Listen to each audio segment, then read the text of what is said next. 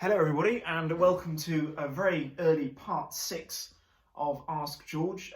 Straight away off the bat, I had a lot of questions off of part 5, so thanks for submitting those. I'm sat in my lounge on a very rainy day. I think it's Sunday, and I'm with my cup of joe, livening myself up to answer your questions. So I'll get the random slideshow. People seem to enjoy it last time, seeing the photographs I've taken over the last sort of 10-12 years sort of a simulate across the screen in a very random order.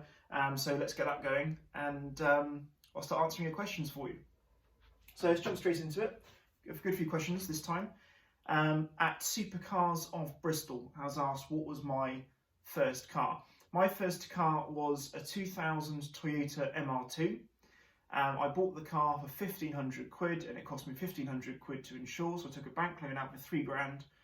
Bought that car, loved it to bits because I wanted something a bit different to what everyone else had, you know, like a Corsa or a Saxo. I wanted something more sporting, and maybe in hindsight, because I wrote it off, you know, a rear-wheel drive, mid-engine, 140 horsepower sports car probably wasn't the most wisest choice of first car, but I learned a lot from it, and I'm very glad I did it. That car now is probably been recycled into Coke cans, but great car it was. At Tom Matten has asked, do you have a favourite model car? I don't have a particular favourite model car. Some models mean more than others. Like my little Porsche 911 Carrera 996 model was my first ever model car when I was about 7 years old, when that car sort of first came out.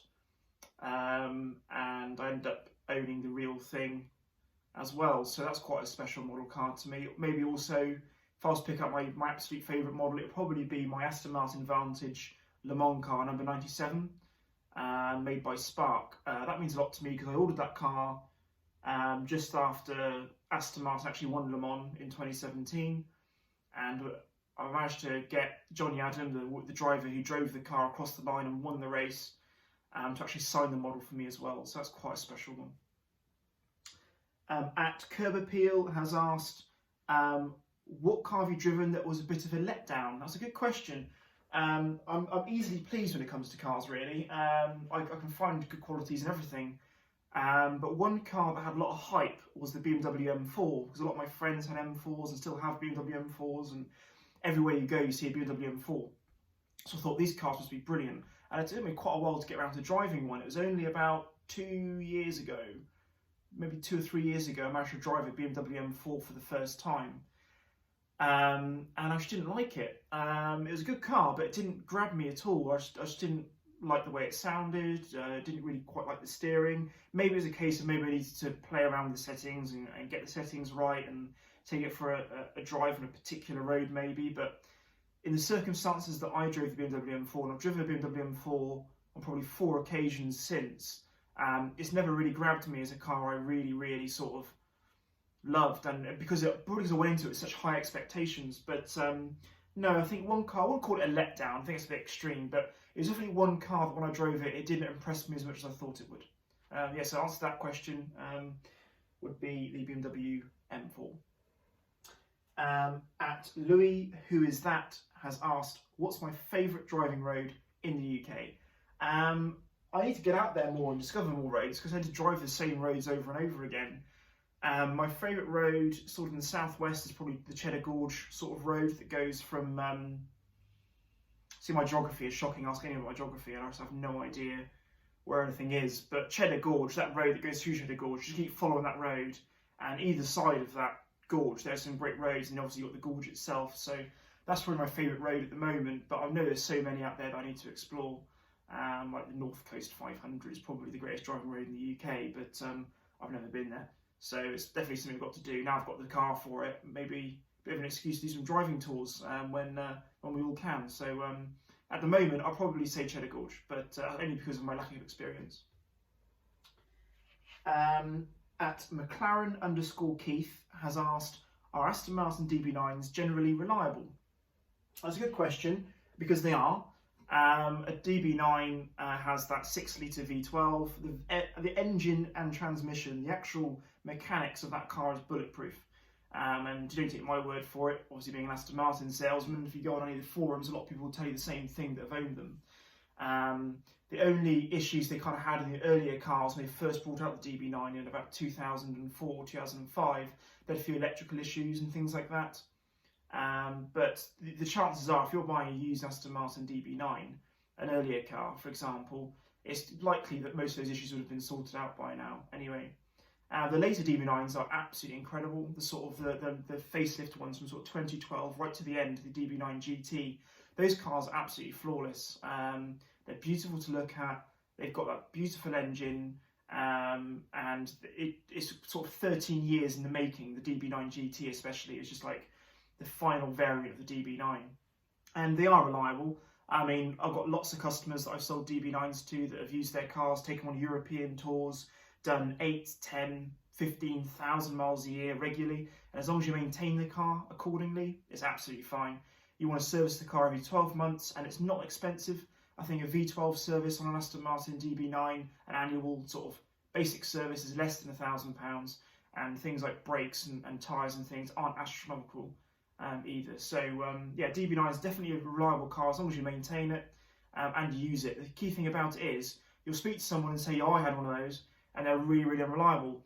You'll probably find out that person never drove the car, or they bought the car with super low miles on, and it was just probably sat doing nothing for years on end without proper maintenance.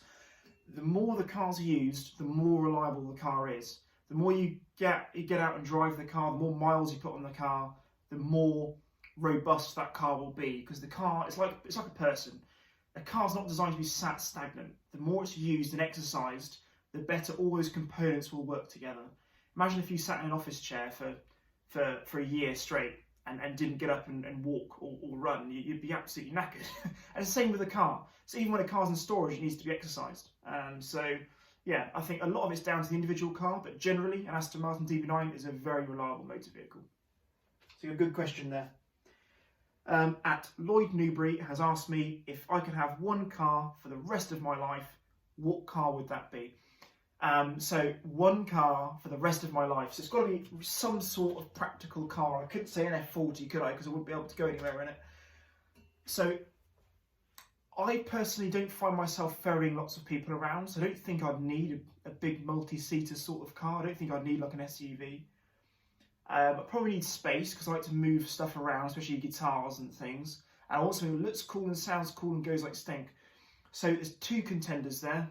Either a Ferrari FF or an Aston Martin Vanquish Zagato shooting brake, because you didn't mention budget. If I had to be realistic, I know a Ferrari FF isn't exactly realistic, but you can buy one now for what, 100 grand, 90, 100 grand, 110 grand. I think that's a lot of car for the money. 4-wheel drive, 4 seats and a good boot. But if I had absolutely no budget at all, something like a shooting brake Vanquish Zagato, because it looks the part, it's got the big V12, it's got the space in the back, and it's rare. So I think with no budget, it would be that. At Dedication 4X has asked, do I have any plans for my next watch? I don't really. I've kind of like gone off the whole sort of radar on watches. I haven't really looked at them for quite a while in terms of, don't get me wrong, if I'm in the shopping mall and I walk past Rolex, I'll always stop and have a look through the window and things and see what they got and things like that. But I have no serious plans to buy a watch anytime soon. I think if I was to buy another watch, I'd love an Audemars Piguet, but they're just nuts money. Especially the ones I want, they're like sort of £25,000, £30,000. I think if I was to buy another watch, it'd be several years in time before I do, and I'll probably have another Rolex. I'd like a Daytona. Something like a Rolex Daytona. One of my customers came in earlier in the year with a Rolex Daytona on like a rubber strap. Not rubber strap, but like a leather strap. I thought that looked really, really smart. So maybe something like that, I'm not sure. But we'll see what time will tell. At the moment, no plans, but I think if I was to choose another watch, Rolex Daytona. Who else? At carcane.clk has asked, what do you like least about the Ferrari F430's handling? I have no bones about the F430's handling. I love it to bits. It doesn't pitch or dive. Yeah, don't get me wrong, I haven't, like in my F430 driving video I put on the other week, I haven't really pushed the limits of the car and I haven't gone chucking it around roundabouts and on track days and things, because it's not my style. But there's nothing actually at the moment that stands out that I dislike about that car in terms of handling, specifically handling. Nothing at all. The car's all got rose joints, so it's all rose jointed. It's metal on metal, and it's not a handling sort of concern. It's more of just a concern as a result of the suspension itself. Because it's all rose jointed, it creaks. So as you go over a speed bump or on off the driveway, the car makes this really sort of strange creaking sound, which is just the metal on metal rose joints, the suspension sort of grinding, which probably means they might need to be replacing in the next service or so. But again, that's not really criticism of the handling, is it? That's the suspension. So it's a hard question, but at the moment I have no concerns with the handling of the F430 at all. At Cars_Harley has asked, what is your favourite F1 car? Like I said before in a previous video, I'm not a massive follower of Formula 1, but it's something I really want to get into. I really want to start getting into Formula 1 because I'm really starting to like it. I don't know Formula 1 enough to know all the individual cars and models, so I'll answer it as my favourite era. My favourite era of Formula 1 car, as in the physical car, as opposed to the drivers perhaps, even though it had some amazing drivers in it as well, would have been the early 1990s. And there's a car, I might be wrong, but I think it's called a Ferrari 412, and it had the V12 in it that went into the Ferrari F50, and I think that car was driven by like a Land Prost and people like that. That car was insane. The Ferrari 412, if you look at on YouTube and type in Ferrari 412 F1 sound, the high pitched as you like, and it just rings and rings and rings. Great sounding car. That's what I think. When I think of a Formula 1 car, I think of that high pitched sort of early 90s V12 sound. So that's probably my favourite Formula 1 car, sort of an early 90s Ferrari V12 engined Formula 1 car. And finally, at Jamel XD has asked, what is your favourite zoo animal? Odd question, but hey, I said I'd answer questions. If I went to the zoo, I'll probably be making a beeline for the penguins. I like penguins. I just think they're unusual creatures, and I like the way they move around and things.